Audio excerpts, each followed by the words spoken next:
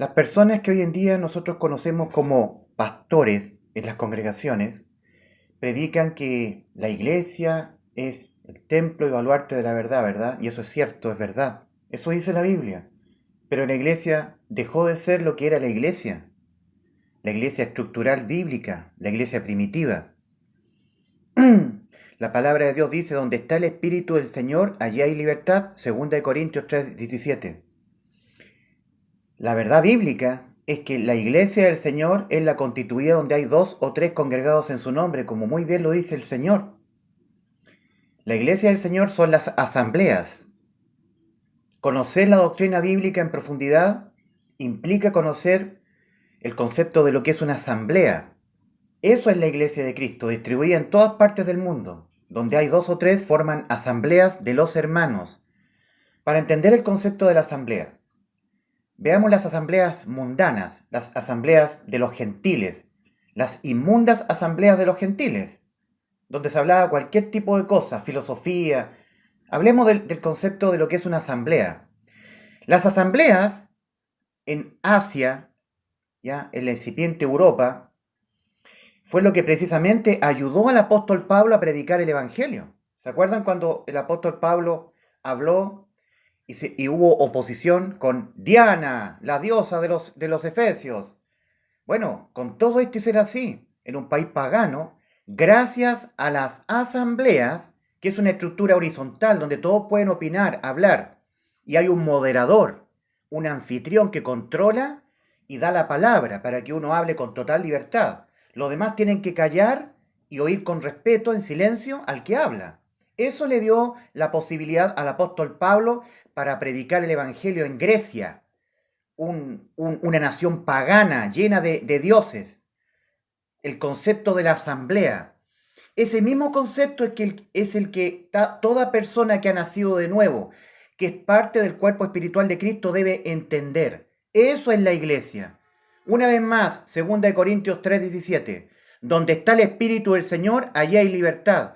Dios a cada persona que se arrepiente y cree en el Evangelio, lo sella con su Santo Espíritu y le da dones espirituales.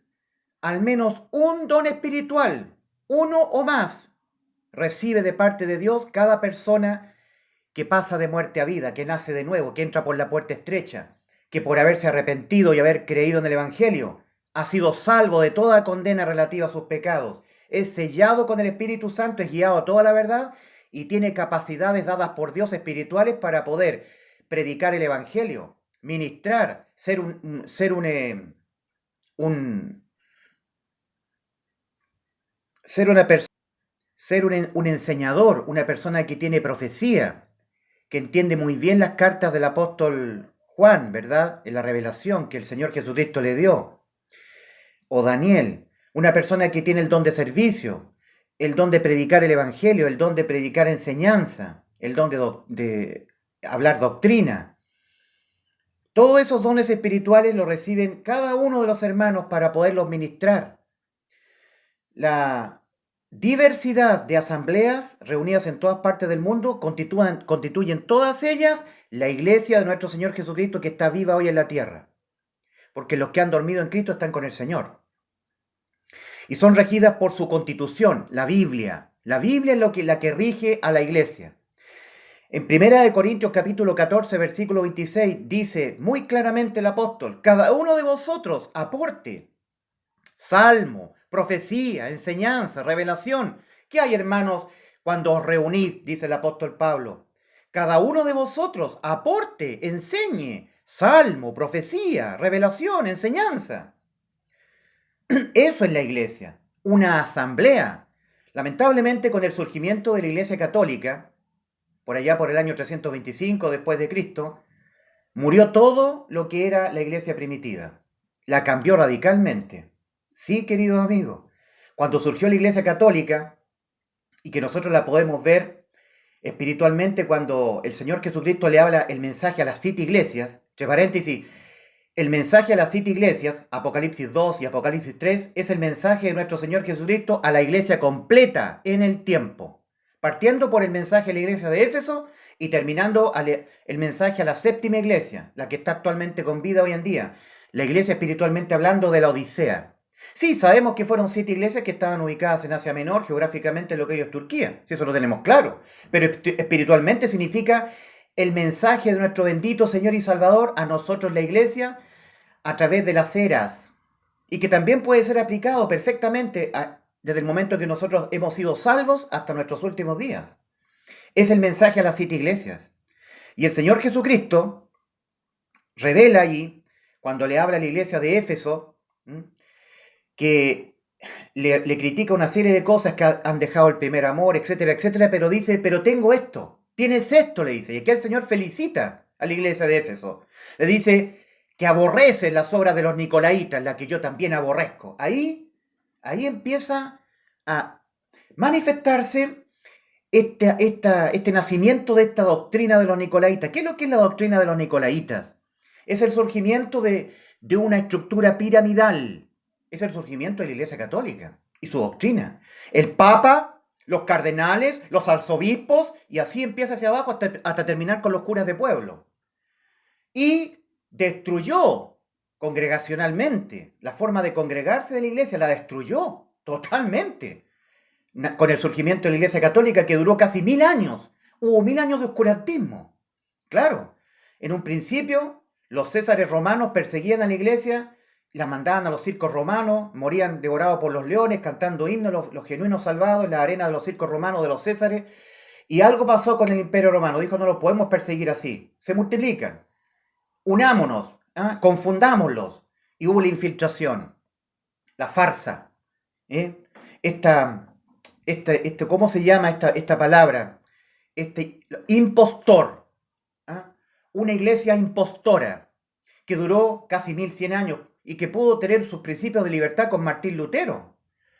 Con el nacimiento en Inglaterra, en Alemania, en Estados Unidos, después con el Mayflower, la independencia, el protestantismo a esta religión del diablo. La Iglesia Católica, que cambió todo, destruyó lo que era la forma original, la forma congregacional original, la iglesia primitiva, como eso cambió totalmente, desgraciadamente. Porque esto se permeó, fue adoptado, incluso por las iglesias evangélicas protestantes al catolicismo. Sí, querido amigo, esto permeó. Ahora existe un pastor y algunas de su corte y todos los demás son laicos. ¿Saben lo que hizo el nicolaísmo? Dividió a la congregación cristiana, no a la iglesia, pero a la congregación cuando se congregan, en clérigos y laicos. Hoy en día el clérigo es el pastor, el sustentado económicamente por la congregación, y todos los demás se convierten o quedan confinados, condenados, el resto de la hermandad, a ser personas obesas espiritualmente, de recibir y recibir domingo tras domingo palabra de Dios, sin poder ellos hablar, exponer libremente en forma como lo hacían las asambleas. Hoy en día es una estructura piramidal, jerarquizada. Esa es la herencia de la Iglesia Católica, lo que ha sido transmitido hoy en día a la congregación cristiana.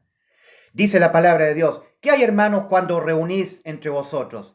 Ahí se está hablando lo que era una iglesia fundamentalmente bíblica, la iglesia primitiva. ¿Qué hay? Cada uno de vosotros aporte salmo, profecía, enseñanza, revelación. Leamos 1 Corintios 14, 26. Así era. En 1 Pedro 4:10 dice, cada uno según el don que ha recibido, ministrelo a los demás. Una asamblea, como es una iglesia local cuando se reúne, o debiera serlo, ¿cierto? Ya no lo fue más, lamentablemente. Hoy en día, cuando tú vas a una congregación cristiana, entras, te sientas y escuchas al pastor. Todo eso está tergiversado. Yo en un siguiente audio hablaré en qué consiste la función del pastor, obispo, anciano, episcopo, que es la misma palabra, que es muy diferente a lo que hoy vemos nosotros. Y todo esto es producto del nicolaísmo. No existe lo que hoy vemos. Eso fue totalmente tergiversado. Lo que hoy vemos es producto de la tergiversación del nicolaísmo que surgió con la Iglesia Católica. Cuando el Señor habla el mensaje a las 7 iglesias, que significa el cuerpo espiritual completo de Cristo a través del tiempo, cuando le habla a la primera iglesia, la iglesia de Éfeso, ahí hace alusión a esta doctrina. Sin embargo, el Señor está felicitando. Dice, has dejado tu primer amor, has hecho esto, pero tengo algo bueno de ti. Pero tienes esto, dice el Señor, que aborreces las obras de los nicolaitas. Y sigue en el tiempo, porque el Señor da su mensaje a la iglesia en el tiempo. La primera iglesia, Éfeso, Esmirna, Pérgamo, Tiatira, Sardis, Filadelfia y la Odisea, la última. La actualmente que estamos con vida hoy en día. Es a la una iglesia, entre paréntesis, a la cual el Señor dice, he aquí estoy a la puerta. Ustedes pueden leer en Apocalipsis capítulo 3.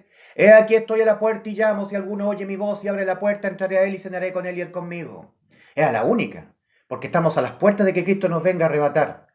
Las señales están todas cumplidas. Bueno, lo que quiero decir es que el nicolaísmo hoy en día ha sido adoptado y se ve, desgraciadamente, en las congregaciones, impidiendo que los dones espirituales aporten a la edificación del cuerpo espiritual de Cristo. Porque la iglesia ahora ha obedecido a este nicolaísmo. Fíjense ustedes que el Señor se lo dice a la primera iglesia en el tiempo, a la iglesia de Éfeso. Y parece que todo marchó más o menos bien. Siguió la iglesia rebatiendo, discutiendo, atacando el nicolaísmo. No aceptándolo. Porque vemos la iglesia de Esmirna que el Señor no le habla nada referente a esta perversa doctrina. Sin embargo, cuando uno ve la tercera iglesia en el tiempo, la iglesia de Pérgamo, ahí tú puedes ver en el capítulo 2, versículo 16. Y ahí ya le dice el Señor, y ahí tienes a los que retienen la doctrina de los nicolaitas, la que yo aborrezco. Ahí entró ya. Sabemos que nosotros que más o menos por el año 1490, por ahí, Martín Lutero se independizó y con eso empezó a ocurrir el protestantismo a la Iglesia Católica. Sí lo sabemos. Sin embargo, heredamos, porque Martín Lutero es un cura católico, o sea, heredamos esta doctrina de los nicolaitas, que impide a la iglesia fluir como lo hace una asamblea. Pido la palabra, ok, dice el episcopos, el obispo, el anciano tendrá él que dirigir, porque él tiene la autoridad. Someteos a vuestros pastores y la congregación tiene que someterse al pastor, ni un problema con eso. Y él es un anfitrión que dice, hermano, ¿usted tiene profecía? Hable, por favor. ¿Quién quiere dar un salmo? ¿Quién quiere hablar de doctrina? ¿Quién quiere hablar, etcétera? Tiene que ministrar. La iglesia es un lugar plural, donde todos tienen que hablar. ¿Tiene algunos salmos? ¿Tiene alguna profecía? ¿Tiene alguna enseñanza? ¿Tiene alguna revelación? ¿Tiene alguna exhortación? Adelante, como lo hacían las asambleas. Si la iglesia es una asamblea en libertad. Dice la primera carta a los Corintios capítulo 14, versículo 29 en adelante. Los profetas hablen 2 o 3 y los demás juzguen. Así es una asamblea. Así se lo decía el apóstol Pablo a la iglesia en Corinto. Ya era la iglesia. Para que todos aprendan, dice, y todos sean exhortados. Cada varón cristiano tiene mucho que aportar a la iglesia y tiene que tener un lugar que es las asambleas para que él diga, yo quiero hablar. Muy bien, hable, hermano. Y cuando termine de hablar, muy bien, hermano, ahora quiere hablar el otro hermano. Y el otro hermano también aporta, porque a cada uno Dios nos revela. Cuando tenemos nuestro devocional diario, leemos la Biblia, nosotros tenemos que dirigirnos a las asambleas, la congregación cristiana, que es templo y baluarte de la verdad, para fluir con total libertad. Sin embargo, eso hoy no ocurre. Hoy en día tú entras a una congregación y está el pastor y él nomás habla. Y los demás tienen que oír. Están condenados a estar mórbidamente, espiritualmente hablando, y sin poder ellos ejercitar sus dones. Y con eso se genera un descalabro para la iglesia. Lamentablemente. Y hablamos de los diezmos y de dar dinero y una serie de tergiversaciones porque no se puede hablar con libertad. Y los religiosos andan diciendo, cuidado, hermanos, porque hay que obedecer al pastor, el siervo del Señor, el líder. Y nace esta palabra que yo aborrezco, el liderazgo, los líderes. Jamás esa palabra debe ser nombrada en una iglesia. El único maestro, el único es el Señor Jesucristo. Y todos los demás nosotros somos consiervos, siervos inútiles. No os queráis que os llamen maestro, no os queráis que os llamen rabí, porque uno es vuestro maestro, el Señor, y todos vosotros sois hermanos, sí, consiervos unos de otros. Lamentablemente esto ha totalmente cambiado con la entrada del nicolaísmo. Ya sabemos quiénes son los clérigos de hoy en día, ¿verdad? Un pastor, el que va al instituto y es perdone que diga esta palabra, el gurú. ¿Ah? Él nomás puede compartir la palabra. Y se quita toda la libertad para que los varones puedan expresar con tiempo, también puedan ocupar estos púlpitos que han sido apoderados por un pastor. Eso no es bíblico, hermano. Eso no es bíblico. Hágase todo decentemente y con orden. Los profetas hablen 2 o 3. Sabemos que no estamos hablando de los profetas del Antiguo Testamento. Los profetas de la iglesia son aquellos que hablan conforme a lo que está escrito. Tal como dice el apóstol Pedro, ¿verdad? Si alguno habla, hable conforme a las palabras de Dios, conforme a lo que está escrito. Porque la ley y los profetas eran hasta Juan, tal como lo dice el Señor en Lucas 16:16. Son otros los profetas, no solo del Antiguo Testamento, sino que los profetas de hoy, que son de la iglesia, hablan conforme a lo que está escrito.